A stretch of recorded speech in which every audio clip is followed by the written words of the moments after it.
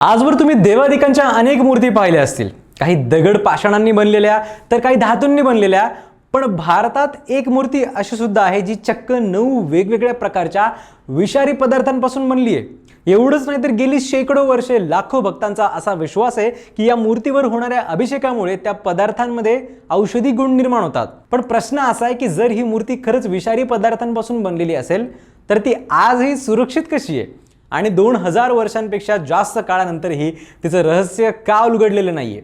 ही मूर्ती कुठे आहे, ती कोणत्या देवाची आहे आणि तिचं खरं रहस्य नक्की काय आहे सगळं सांगतोय व्हिडिओमध्ये। त्यासाठी व्हिडिओ शेवटपर्यंत बघा।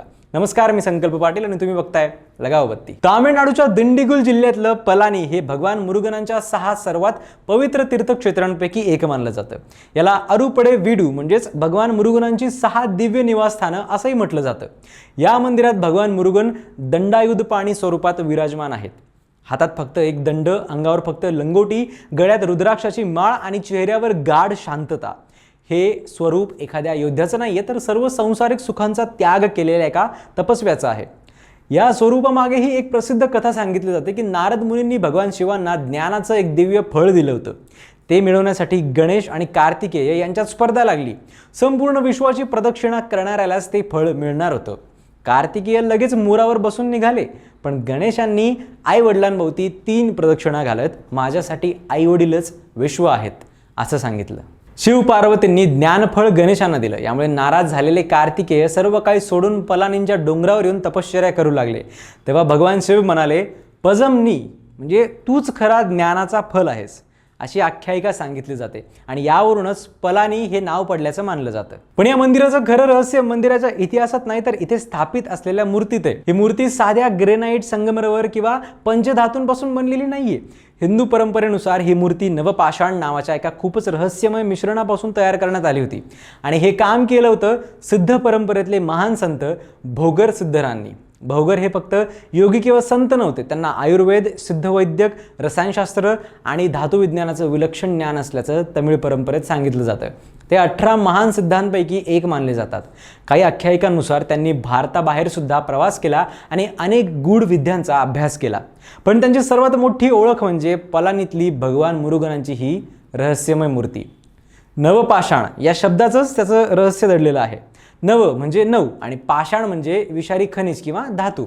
परंपरेनुसार भोगरांनी पारा, गंधक, आर्सेनिक, शिस, तांब्याचे काही संयुग, लोह, सोनं, चांदी आणि इतर काही विषारी खनिजांचा अतिशय विशिष्ट प्रमाणात वापर करून हे मिश्रण तयार केलं। सामान्य परिस्थितीत हे पदार्थ शरीरासाठी घातक म्हणजेच विषारी मानले जातात, पण सिद्ध परंपरेचा दावा असा आहे की योग्य प्रमाणात आणि विशिष्ट प्रक्रियेत एकत्र केल्यावर हेच पदार्थ औषधी गुणधर्म प्राप्त करतात। विशेष म्हणजे या मिश्रणाची खरी पद्धत किंवा सोप्या भाषेत सांगायचं तर रेसिपी आजपर्यंत कुठेही उपलब्ध नाहीये।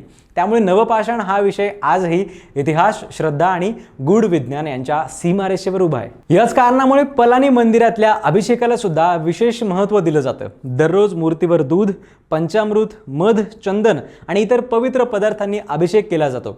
अनेक भक्तांचा विश्वास आहे की मूर्तीच्या संपर्कात आल्यानंतर या पदार्थांमध्ये औषधी गुण येतात। विशेषतः रात्री मूर्तीवर लावलेलं चंदन दुसऱ्या दिवशी प्रसाद म्हणून दिलं जातं आणि अनेक जण ते आरोग्यासाठी लाभदायक मानतात। अर्थात या दाव्यांना आधुनिक विज्ञानाने निश्चित मान्यता दिलेली नाहीये। हे सगळं धार्मिक श्रद्धा आणि सिद्ध परंपरेचा भाग मानले जातात। पण शेकडो वर्षांपासून लाखो भक्त आजही याच श्रद्धेने हा प्रसाद स्वीकारतात। या मूर्तीबद्दल आणखी एक मनोरंजक गोष्ट म्हणजे तिचं संरक्षण। पूर्वी मूर्तीला वारंवार स्पर्श आणि अनेक अभिषेक केले जायचे, मात्र काळाच्या ओघात मूर्ती झिजण्याची भीती निर्माण झाली। त्यामुळे आता तिच्या संवर्धनासाठी काही धार्मिक आणि प्रशासकीय नियम लागू करण्यात आले आहेत। कारण ही मूर्ती फक्त धार्मिक दृष्टिकोनातूनच नाही तर ऐतिहासिक आणि सांस्कृतिक दृष्ट्या ही अत्यंत मौल्यवान मानली जाते। मंदिर परिसरात भोगर सिद्धरांची समाधी असल्याचंही मानलं जातं। अनेक भक्त समाधीचं दर्शन घेण्यासाठी येतात। काही स्थानिक आख्यायिकांमध्ये समाधीपर्यंत जाणाऱ्या गुप्त मार्गाचा सुद्धा उल्लेख आढळतो। या कथा कितपत ऐतिहासिक आहेत हे निश्चित सांगता येत नसलं तरी त्यांनी या मंदिराभोवतीचं गूढ वाढवलंय। आजच्या आधुनिक युगात विज्ञानाने अवकाशापासून समुद्राच्या तळापर्यंत अनेक रहस्यांचा उलगडा केलाय, पण पलानीतल्या या नवपाषाण मूर्तीचं रहस्य अजूनही पूर्णपणे उलगडलेलं नाहीये। ही मूर्ती खरंच 9 विषारी पदार्थांपासून बनली होती का? त्या पदार्थांना औषधी गुणधर्म होते का? या सर्वांमागे शतकानुशतकांची श्रद्धा आणि परंपरा आहे याचं निश्चित उत्तर आजही कुणाकडेच नाहीये।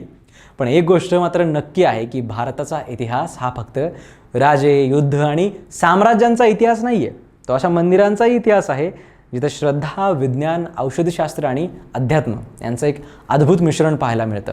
आणि पलानीतली भगवान मुरुगनांची ही नवपाषाण मूर्ती हे त्याच्या सर्वात गूढ आणि आकर्षक उदाहरणांपैकी एक मानली जाते.